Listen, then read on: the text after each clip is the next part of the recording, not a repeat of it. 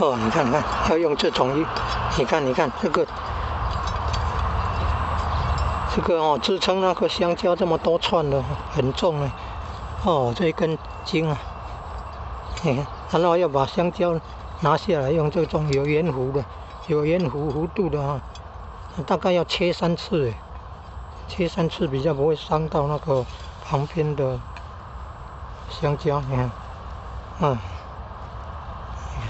然后用那个刷子，用刷子哈，用刷子把那个什么蚜虫啊、脏东西的草呢，把它清理干净。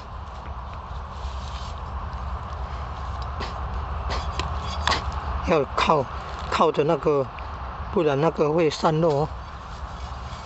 要靠着这一推它就会跑掉呢。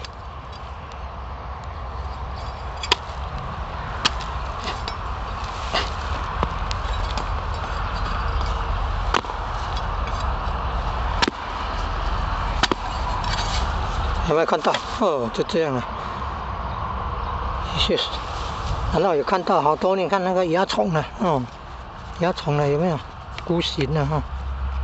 所以要用那个刷子把它清理干净啊。用刷子，有时候1只还不够，要2只。